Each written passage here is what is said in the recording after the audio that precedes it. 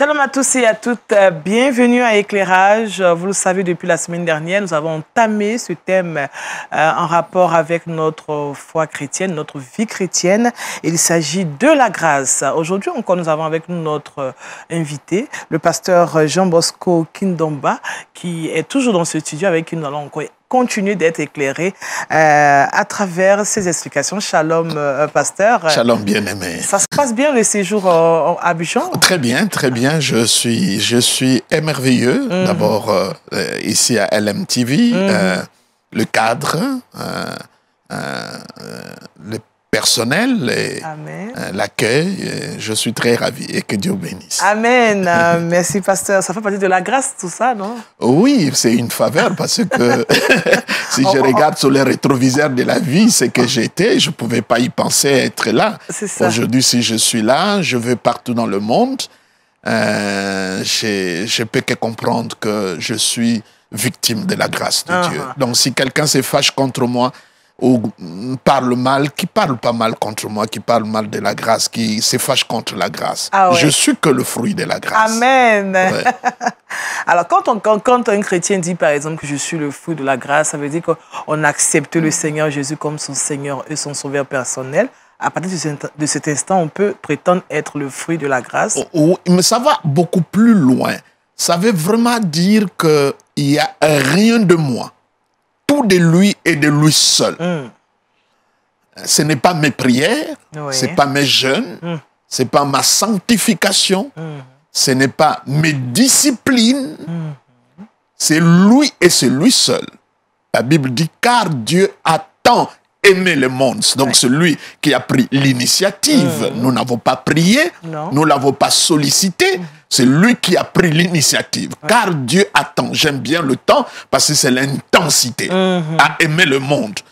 Quiconque croit, maintenant le pivot c'est de croire. La seule chose qui peut faire que la grâce soit toujours irriguée dans votre vie, c'est la foi. Du côté de Dieu, il n'y a pas de problème, la grâce est disponible. Mais c'est de notre côté qu'il y a beaucoup de yo-yo, qu'il y a beaucoup de problèmes, qu'il y a beaucoup de procos, simplement parce qu'on a beaucoup de problèmes au niveau de la foi. Pourquoi on a des problèmes au niveau de la foi? Parce que la plupart des enseignements que nous écoutons dans nos églises ne peuvent pas bâtir la foi. Le seul enseignement qui bâtit la foi, c'est l'enseignement autour de la personne et de l'œuvre de Christ. La foi vient de ce qu'on entend, et ce qu'on entend vient pas de la parole de Dieu, mais la parole du Christ. Amen. C'est la parole autour de la personne de Christ. C'est comme ça, vous allez voir que dans les évangiles, même dans les actes des apôtres, il n'y avait pas de séminaire sur la foi. La plupart des gens qui ont obtenu des guérisons, de miracles, n'ont pas participé à une conférence sur la foi. Pas à un séminaire, un symposium sur la foi. Ces gens étaient tellement concentrés sur la personne de Christ, que Christ est capable, Christ peut tout faire, peut guérir ma fille, peut opérer de miracles. Eux, ils voyaient Christ, et quand ils rencontraient Christ, Christ disait, ta foi t'a guéri. Amen. Mais eux ne disent pas, parce que la vraie foi doit être inconsciente. Tu ne dois pas avoir la foi et tu es conscient que tu as la foi. Non, non. C'est pour lequel tu dois être conscient, c'est personne de Christ. D'accord. Que mon Dieu est puissant. Mon Dieu est fort. Mon Dieu est parfait dans ses perfections. Mon Dieu est illimité. Amen. Parce que, je l'ai dit la fois passée, quand tu lis Hébreux 11, verset 1er, c'est la description de la foi. Mais la seule et l'unique définition de la foi, la Bible dit, ayant le regard sur Jésus, le chef, ça veut dire l'initiateur et le finisseur de notre foi. Donc, celui qui amène. Donc, la conscience de la personne. C'est comme ça, je supplie des pasteurs, parlez du Christ.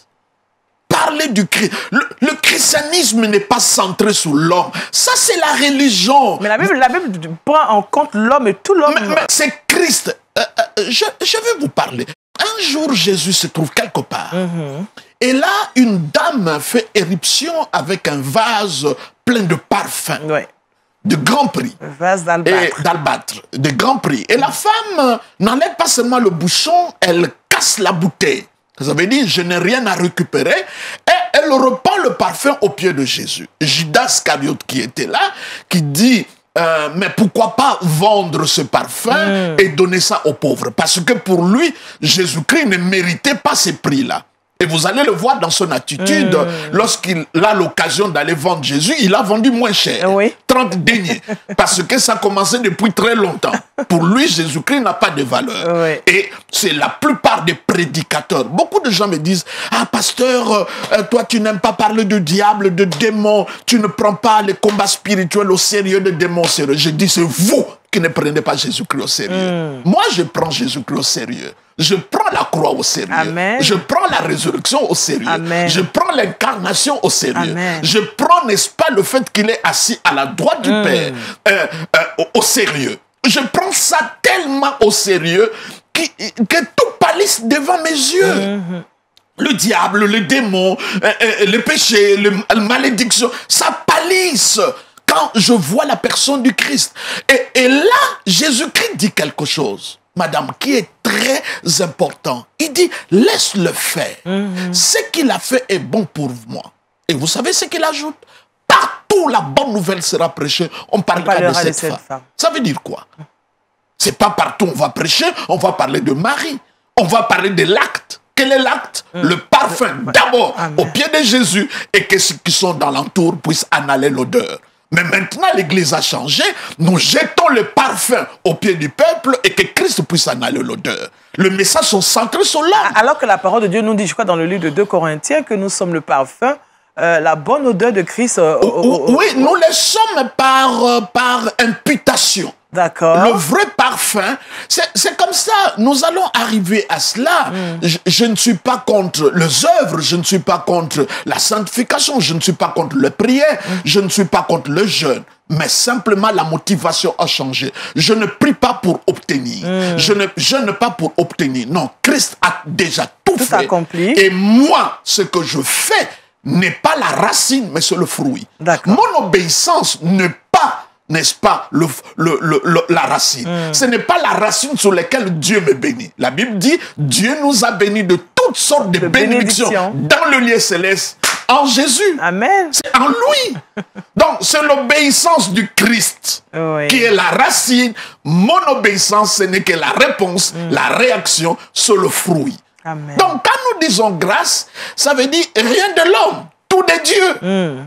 L'homme n'intervient qu'à une seule chose. J'aime bien cette parole. Quelqu'un s'approche auprès de Jésus et dit, oh maître, qu'est-ce que nous pouvons faire pour faire l'œuvre de Dieu? Il pose la question. Il croit que Jésus-Christ allait dire, faites ceci, faites cela. Il dit, l'œuvre de Dieu.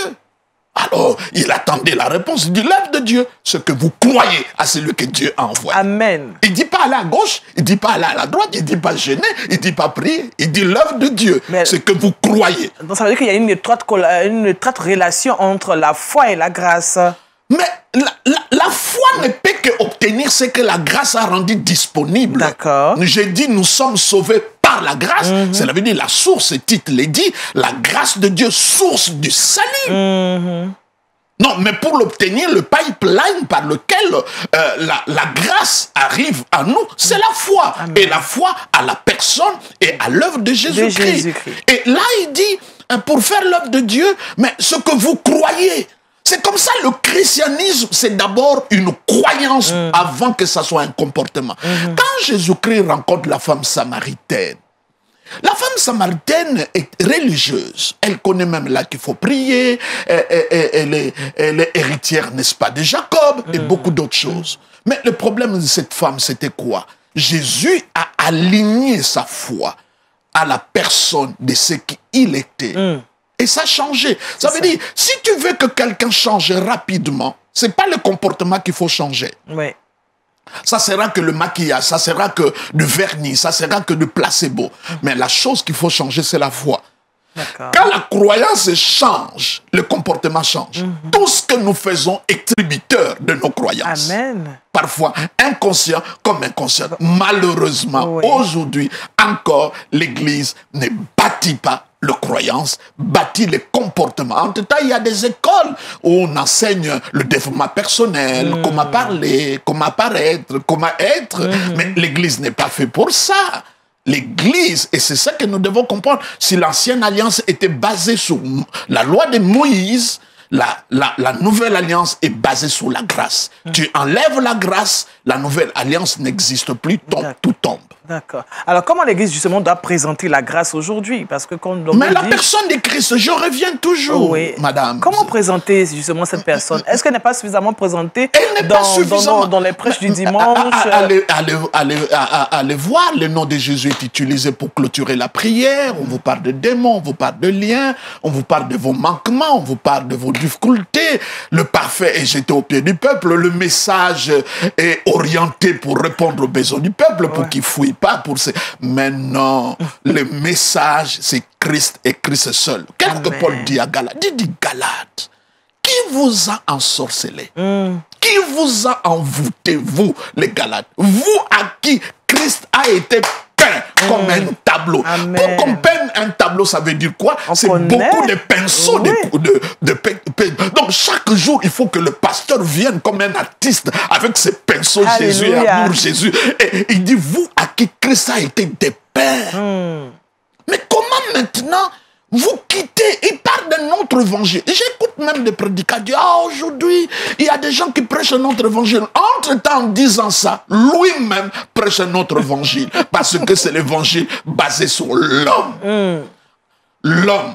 La part de l'homme n'est que la réaction. La part de l'homme n'est que le fruit, mais ce n'est pas la racine. Dieu ne te bénit pas parce que tu as gêné, mais tu gênes parce que Dieu t'a béni. Amen. Alors, que nous enseigne justement la Bible à propos de la grâce? Quand on part de l'Ancien Testament jusqu'au Nouveau Testament, comment ce fil rouge est présenté jusqu'à la mort de Jésus, jusqu'il monte au ciel?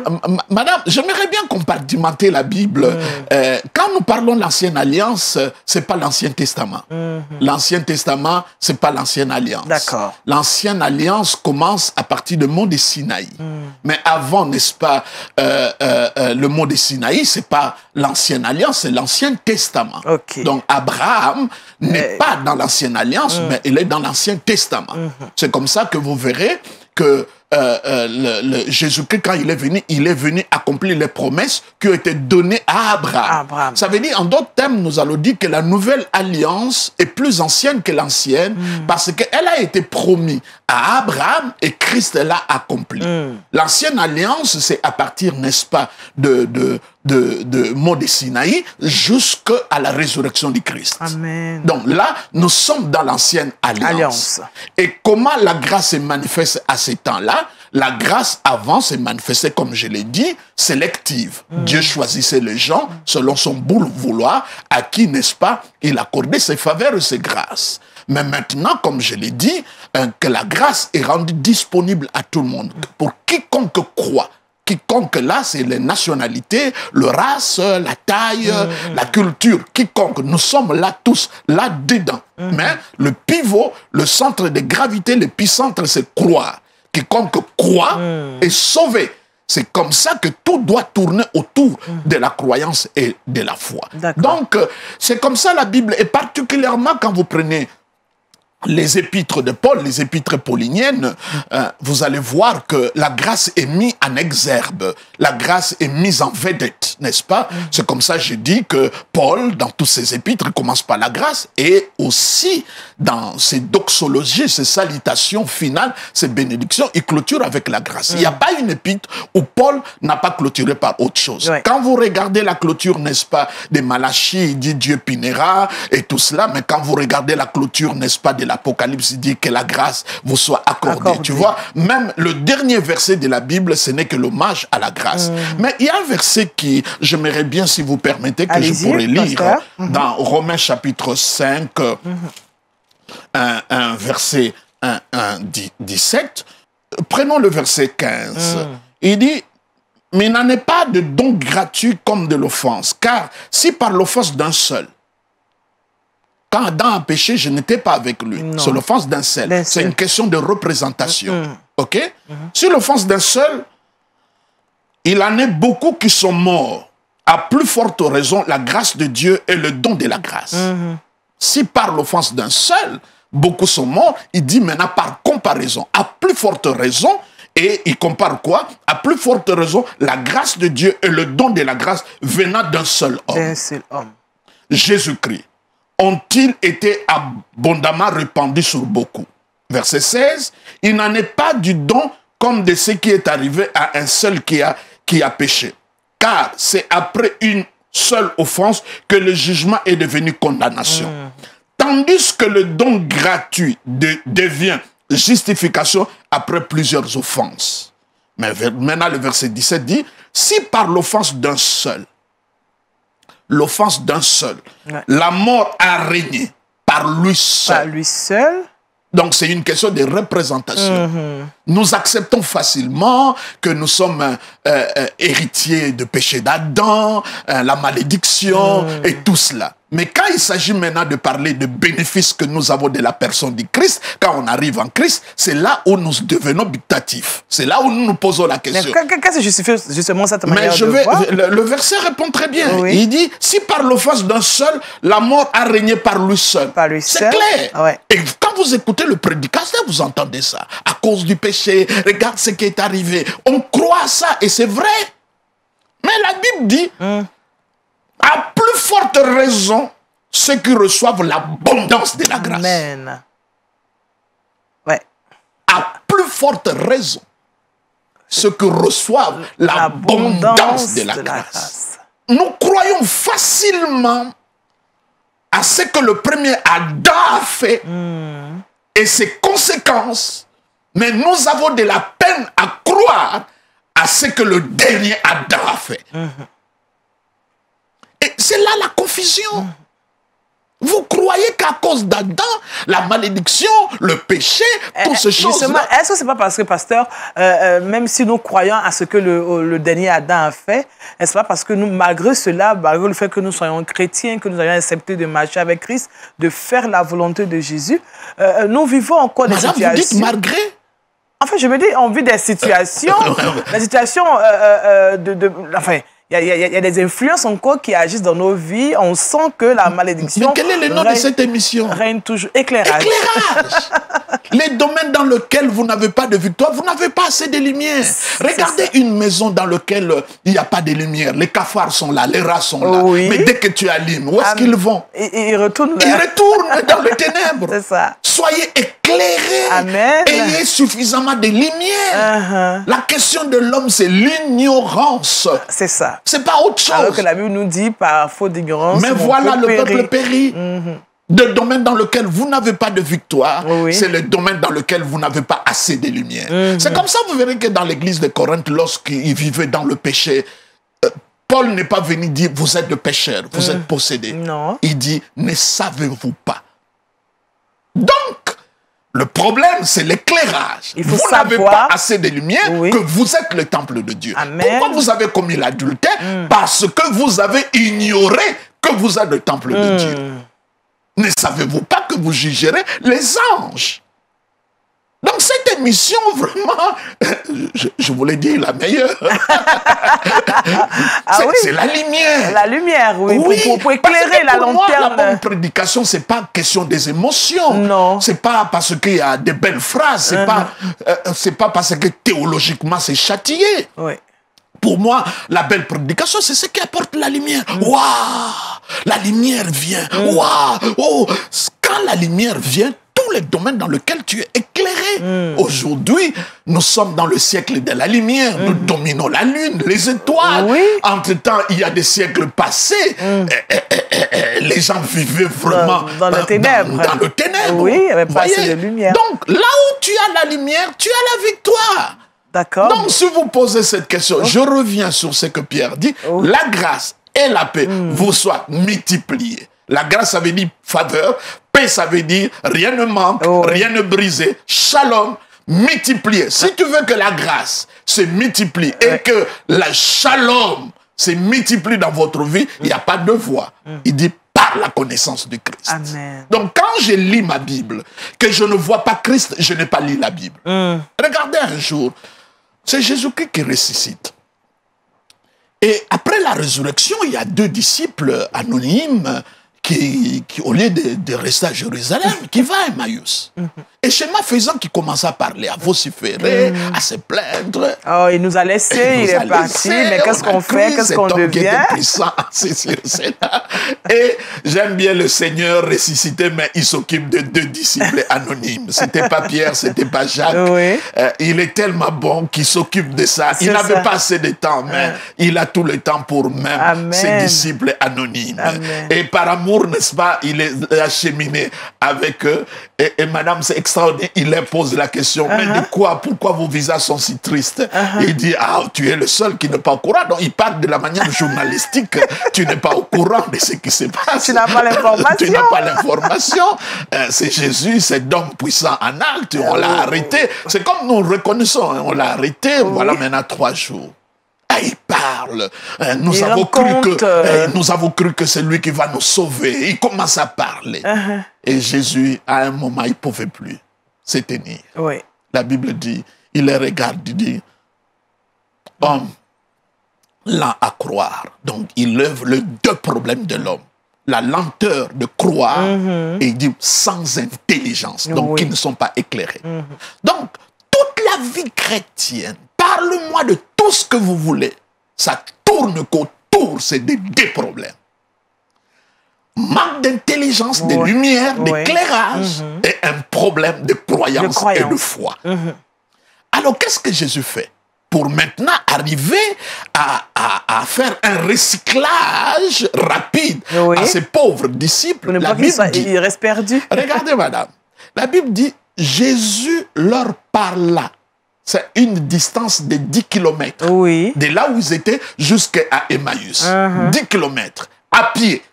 Donc, à 3, ils marchent. La Bible dit, Jésus leur parla. 1.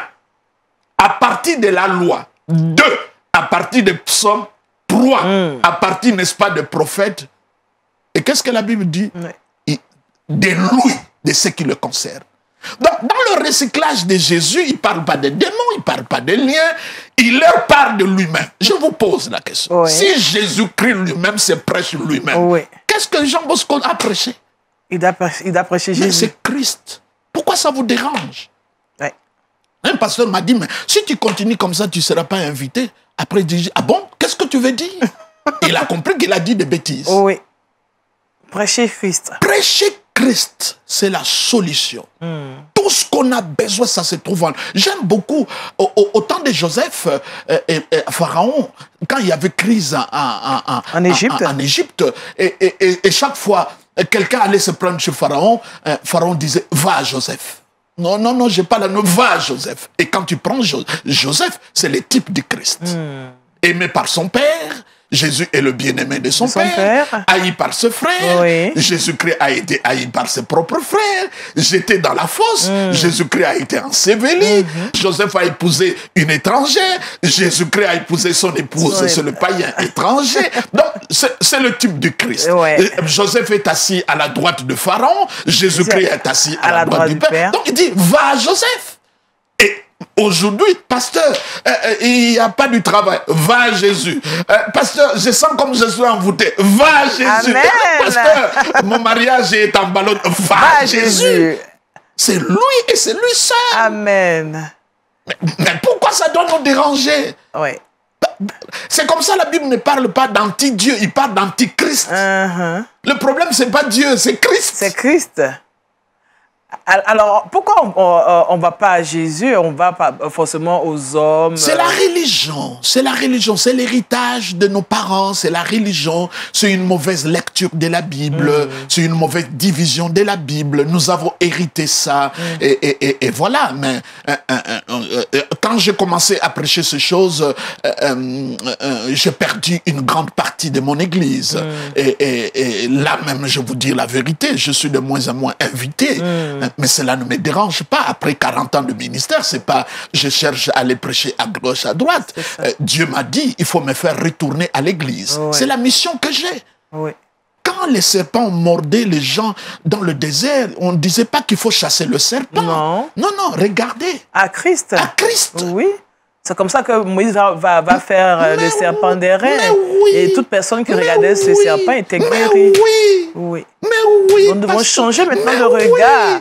Aujourd'hui. L'apôtre Paul dit, nous n'avons pas autre chose à prêcher, c'est Jésus-Christ. Je n'ai pas voulu connaître autre chose, Jésus-Christ crucifié. Amen. Je me glorifie pas d'autre chose de Jésus-Christ et de sa croix. Amen. Jésus est donc notre grâce. Mais Jésus, c'est la grâce, Jésus, c'est notre bonheur, Jésus, c'est notre joie. Dieu ne nous a pas donné beaucoup de solutions, il nous a donné une personne et tout ce que nous avons besoin, ça se trouve en lui. Amen.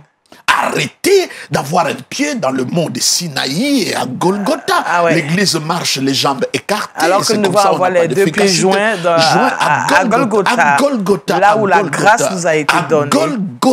À Golgotha. Amen. Pasteur, nous sommes déjà au thème du temps imparti. Oui, déjà, ça passe tellement vite. En tout cas, en deux mots, qu'est-ce qu'on peut retenir pour cette séance aujourd'hui? Nous devons simplement retenir, et je crois que je vais terminer la lecture. Il dit, si par l'offense d'un seul, la mort a régné par lui seul, à plus forte raison, ceux qui reçoivent l'abondance de la grâce et le don de la justice. Régneront-ils dans la vie en Jésus-Christ? Si tu vas régner, tu as besoin de deux choses. Oui. L'abondance de la grâce et le don de la justice. Il faut recevoir. Et comment tu peux recevoir la grâce si Jésus-Christ n'est pas prêché? Il faut recevoir la grâce. Et la Bible dit, régnera dans la vie. Tu veux régner dans la vie, tu as besoin de la grâce et tu as besoin de don de la justice. Amen. Merci, pasteur, m'a donné la référence de ce dernier passage. Romains chapitre 5, verset 17. Voilà. Merci, pasteur Jean Bosco Kindomba, avec qui nous faisons marche depuis la semaine dernière. Voilà, nous sommes au terme de cette séance. J'espère que vous avez pris bonne note. On a eu à entendre beaucoup de choses. Ne cherchons pas à regarder ailleurs. Fixons les yeux sur Jésus, qui est la grâce. Soyez bénis, merci pasteur. Amen. Et à la semaine prochaine, au revoir. Amen.